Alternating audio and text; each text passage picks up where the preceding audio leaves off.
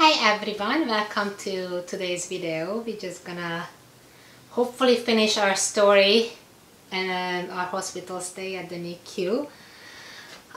Just a really quick recap is that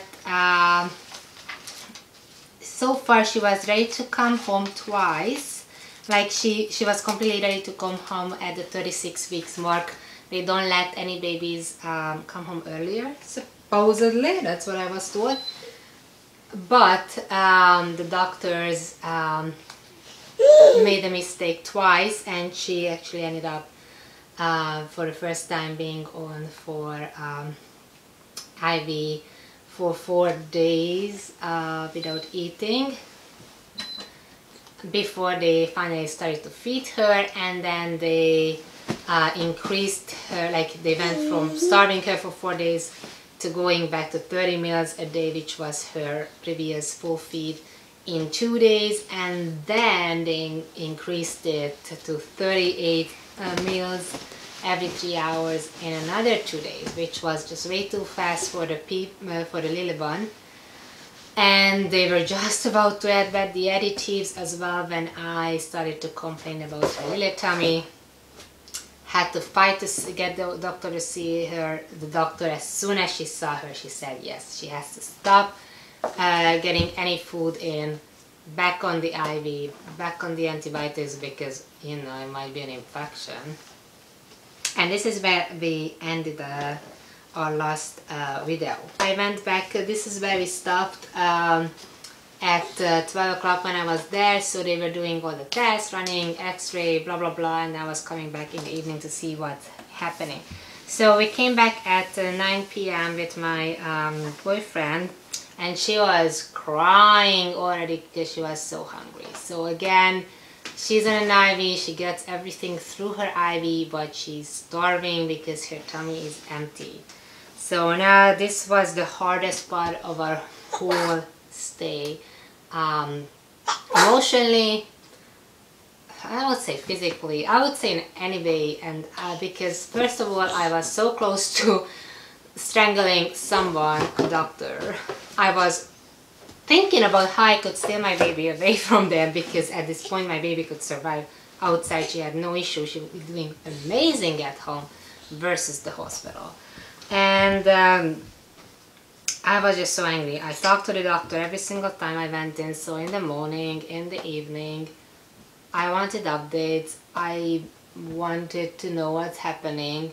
They agreed that because she was completely fine by the evening, she was 100% better by the next day. And so when I went to talk to the doctor, and the doctor says, look, like we put her back on the IV, we put her back on the antibiotics. What do I mean the doctor think actually helped her was that she wasn't eating anymore, because they increased her feed so crazy fast after fasting her for 4 days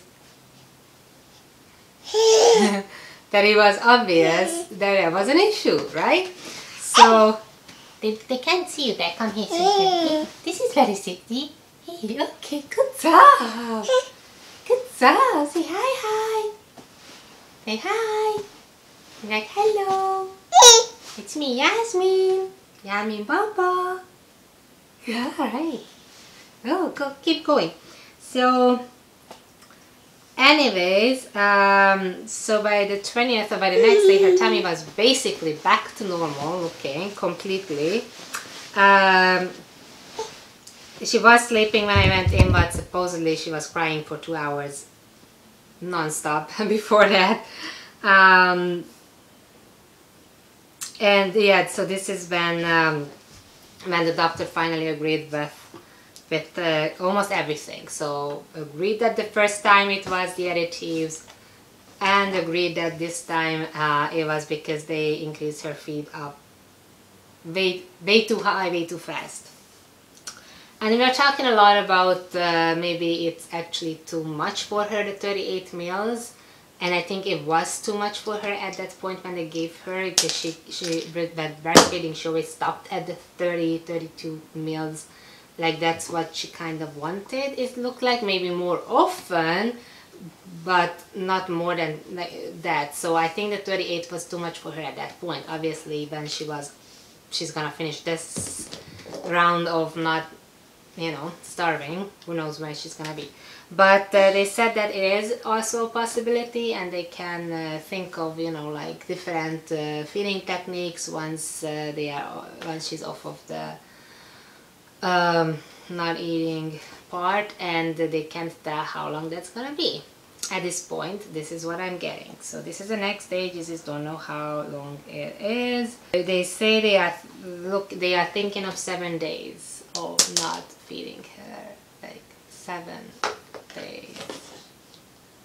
For 7 days, you know, like for this. Just because they increased the feed, like the baby was back to completely normal, like she was 100% back, because they stopped putting the food in her.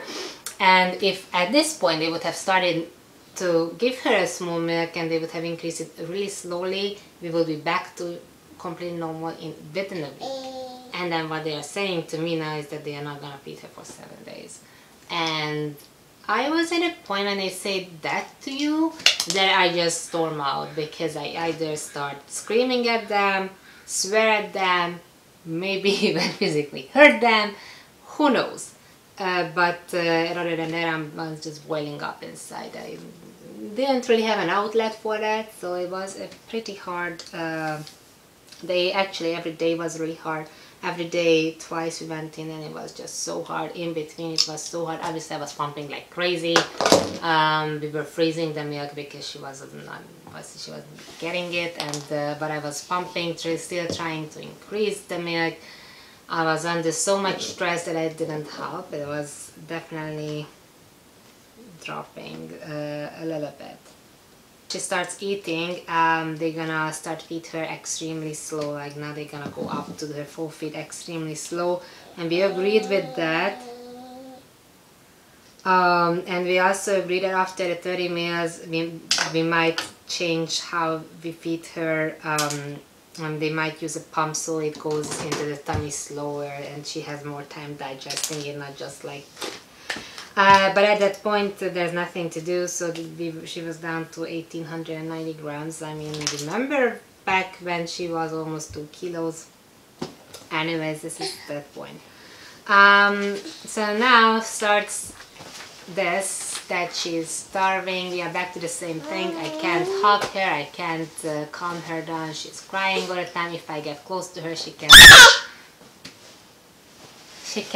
smell the milk, and they can't see you from that point. You have to come this way if you want.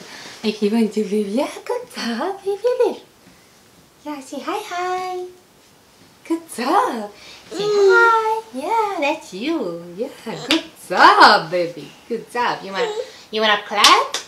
You wanna clap for you too? No? No clapping? Yes, you wanna clap for them? You wanna clap for them?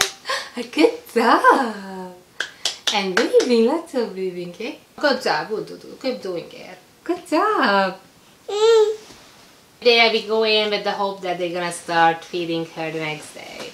The nurses are just as frustrated as we are, because they all know again that we were supposed to be taking her home. They all know that the doctors messed it up. So yeah. Let's not talk about that too much. So the next day she finally went back to 1900 at least, because on the IV she's still gaining weight, right? So 2 days after the incident, they decided that they're not gonna give her food for 7 days.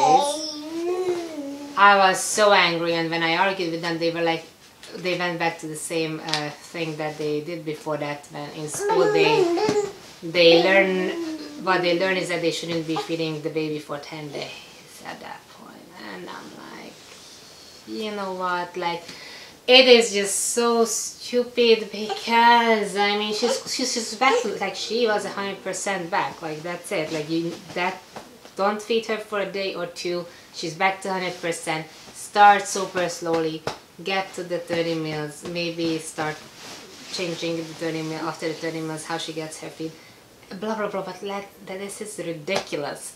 I was depressed. I was extremely angry. Every time I went in, I was even more depressed because I saw where it's going. I saw that she's perfectly fine. I saw that she's so hungry.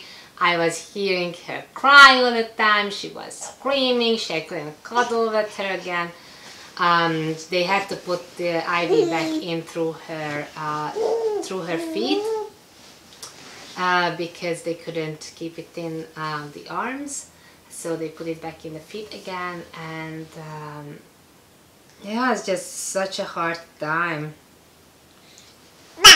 We did agree that once they start feeding her, the tube is gone and it's gonna be just bottles, because she was doing, she just started on that and she was doing fine there.